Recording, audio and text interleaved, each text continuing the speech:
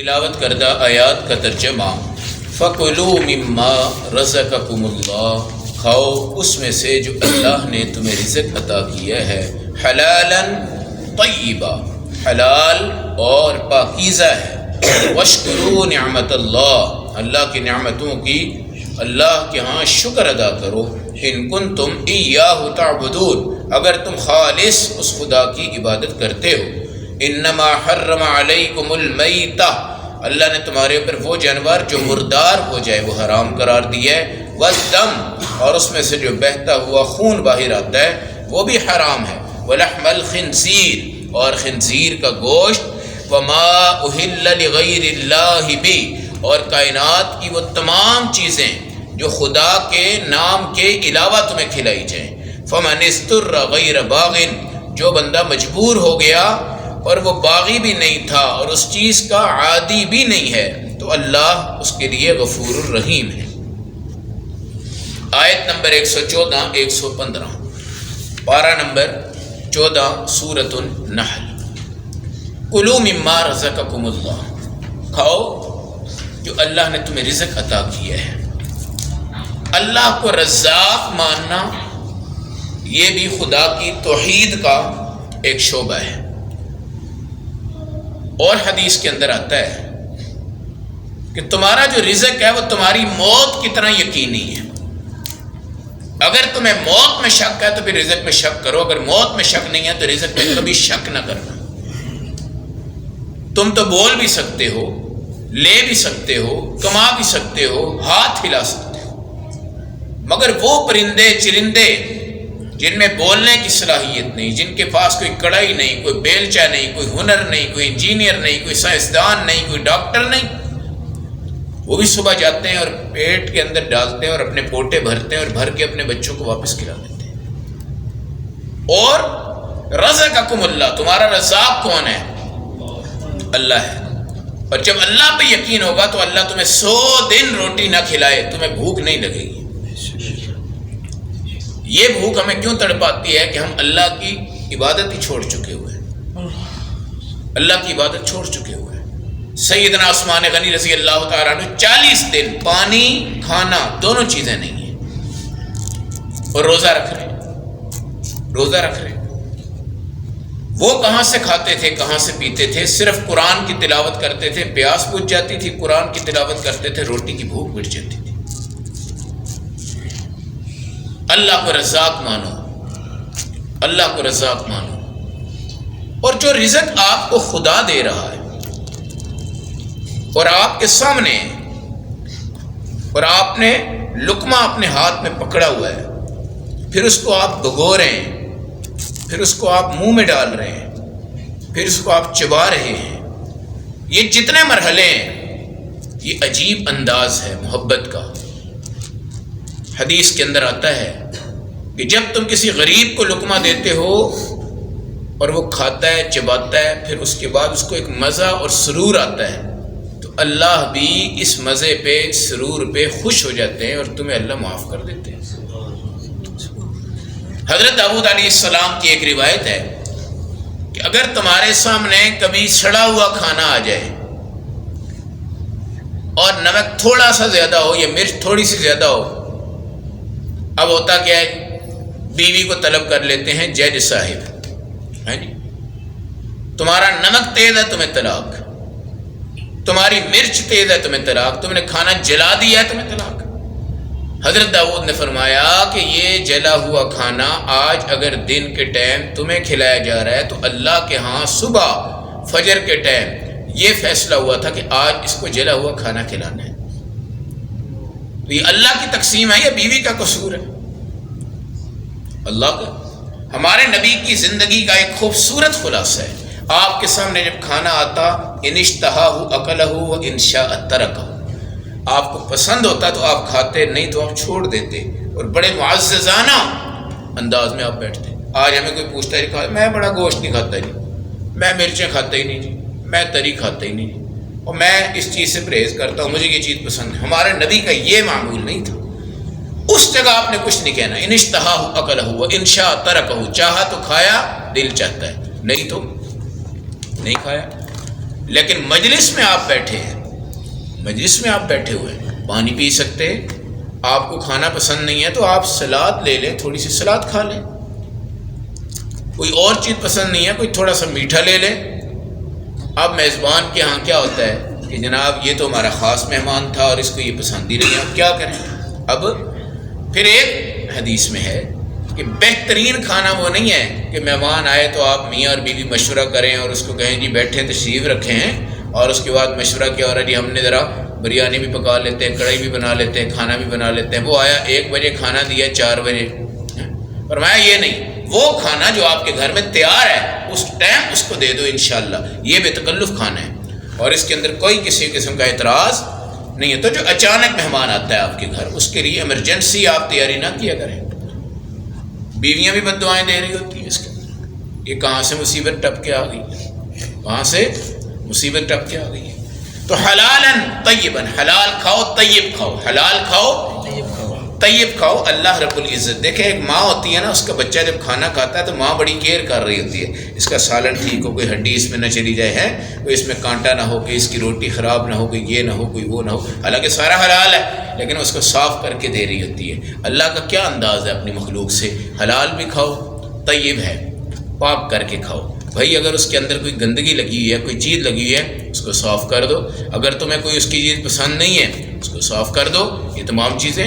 اب یہ جو مرغیاں ہیں، دیسی مرغیاں جو ہمارے دیہی علاقے ہوتے ہیں نا، یہ شمالی علاقے، وہاں پہ اس کو چمڑی سمیت ہی، جو اندر کی جلد ہوتی ہے نا، اس کو چمڑی سمیت پکاتے ہیں، اور اس جلد کا اور اس چمڑی کا ایک بڑا عجیب اور خوبصورت ٹیسٹ ہوتا ہے، اور یہاں اگر کسی کو بنا کے دیں وہ نہیں کھائے گا، وہ نہیں کھائے گا۔ اب وہ چمڑی حلال ہے لیکن اگر آپ کو پسند نہیں ہے تو بھائی اس کو اتار دو، اس کو پاک کر لو، پاکیزہ پیارا صاف ستھرا کھانا۔ وشکرو نعمت اللہ، اللہ کا شکر ادا کرو، ہر وقت یہ دعا کرنی چاہیے۔ اگر آپ اکیلے ہیں، الحمدللہ الذی اطعمنی ہے وسقین سقانی، اور دعا دوسروں کے لیے کریں، اپنے لیے کریں، یہ شکران نعمت ہے۔ ان کنتم ایاہ تعبدون، اگر تم اللہ کی عبادت کرنا چاہتے ہو۔ علماء لکھتے ہیں رزق حلال پر عبادت قبول ہوتی ہے، رزق حلال پر عبادت کا اثر جاتا ہے، رزق حرام کے اوپر عبادت منہ پہ لپیٹ کے مار دی جاتی ہے۔ 17 رکعتیں عشاء کی اس نے پڑھنی ہے، 7 مغرب کی پڑھنی ہے، 8 اگر عصر کی پڑھتا ہے، 12 ظہر کی پڑھتا ہے، 2 فجر کی پڑھتا ہے، رات کو 8 وتر پڑھ لے، 6 وتر پڑھ لے، تہجد پڑھ لے، 2 پڑھ لے، اشراق پڑھ رہا ہے، چاشت پڑھ رہا ہے، سب کچھ کر رہا ہے، لیکن رزق اس کا حرام ہے تو اللہ سارا کچھ لپیٹ کے اس کے منہ پہ مار دیتے ہیں۔ تو رزق حلال کے اثرات جاتے ہیں۔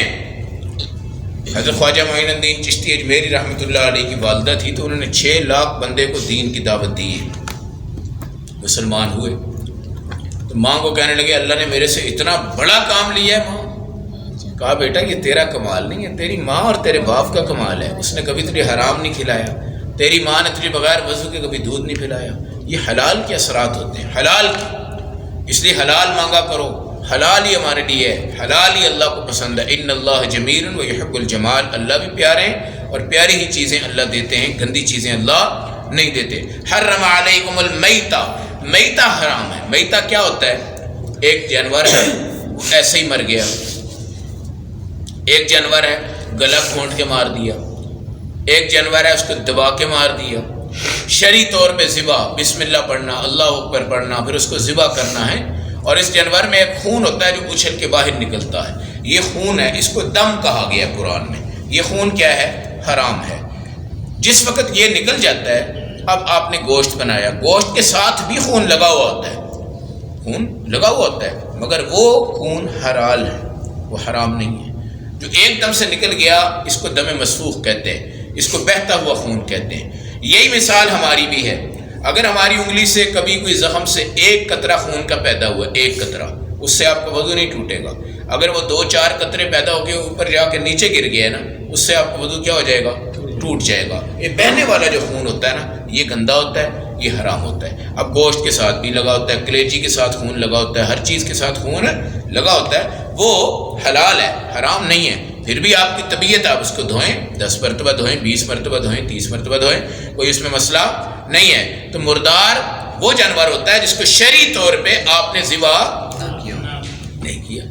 اب جائیں جناب یہاں پر یہ چھریاں جو چل رہی ہوتی ہیں ہے جی، ادھر سے پکڑا نیچے، ادھر سے پکڑا نیچے، ادھر سے پکڑا نیچے، یہاں پر بھی آپ کوشش کریں کہ جب آپ نے ایک چیز لینی ہے تو کسی اچھے بندے کو جس کو آپ نے دیکھا ہو کہ یہ تکبیر پڑھتا ہے بسم اللہ ہے، اب اس کو 100 مرغیوں کا آرڈر دیا، اس نے کہاں پڑھنی تکبیر ہے؟ بہرحال حلال پھر بھی ہو جاتی ہے، حلال پھر بھی ہو جاتی ہے، وہ جانے، اس کی نیت جانے، ہم نے یہ دیکھنا کہ یہ مسلمان ہے، کیا ہے؟ مسلمان ہے، لیکن ہم ذبح کریں تو ہمیں یہ پڑھنی ضروری ہے، ہمیں یہ پڑھنی۔ وَلَحْمَ الْخِنْزِيرِ، خنزیر کا گوشت، خنزیر کا گوشت کیا ہے؟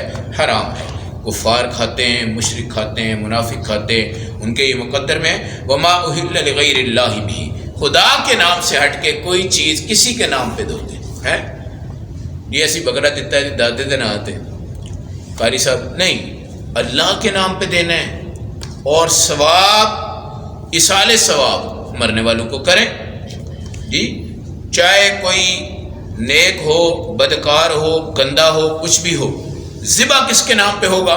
اللہ کے، دینا کس کے نام پہ ہے؟ اللہ کے، قبول کس نے کرنا ہے؟ اللہ نے، کہ سالے ثواب کس پہ جائے گا؟ انسان جو مر چکے ہیں۔ لیکن اگر آپ کہیں میں نے بابا جی کے نام پر ہی ذبح کیا ہے اللہ اوپر، بابا جی کے نام پہ چھری، اللہ اوپر، حرام ہو گیا۔ کوئی دربار ہے، کوئی بزرگ ہیں، سارے بزرگ ہیں ماشاءاللہ، ہمارے بھی بزرگ ہیں، آپ کے بھی بزرگ ہیں، یہ دربار جو حضرت علی اجمیری ہیں، حضرت سلطان باہو ہیں، معین الدین چشتی اجمیری ہیں، حضرت سنوری ہیں، یہ اللہ کے ولی ہیں۔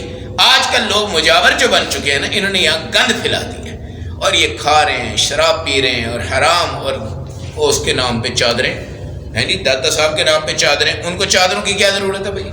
ان کے نام پہ بکرے، ان کو بکروں کی کیا ضرورت ہے؟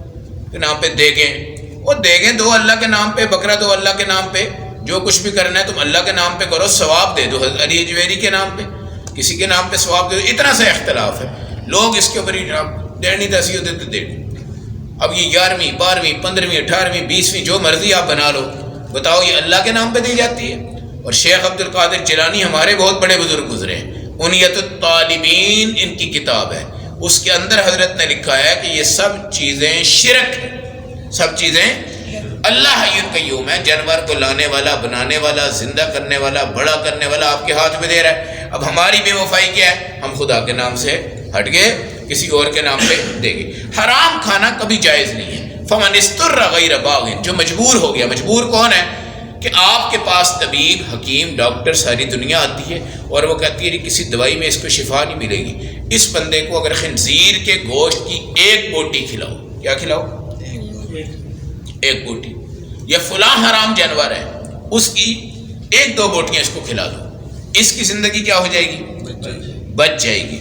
یہ ایک ڈاکٹر کی بات نہ ہو، آپ ہر جگہ گھوم چکے ہیں، پھر چکے ہیں، کوئی علاج نہیں ہو سکا، کوئی مستند آدمی جو کہ دیندار بھی ہے وہ آپ کو یہ کہتا ہے وہ جو خنزیر ہے اس کی ایک بوٹی اگر اس کو کھلاؤ گے نا تو ہمارا تجربہ ہے کہ اس کی بیماری کیا ہو جائے گی؟ بہتر ہو جائے گی۔ اب قرآن کہتا ہے یہ مجبور ہے، یہ کھائے، 1 بوٹی کھا لے، 2 کھا لے، ڈاکٹر کے نزدیک اس کی زندگی اب بہتر ہو گئی ہے۔ قرآن کہتا ہے غیر باغن ولا عادن، یہ نہ ہو کہ جناب چسکا اس طرح کا ہے کہ یہ باغی ہو جائے اور خنزیر ہی کھانا شروع کر دیں، ولا عادن، نہ اس کا یہ عادی ہو۔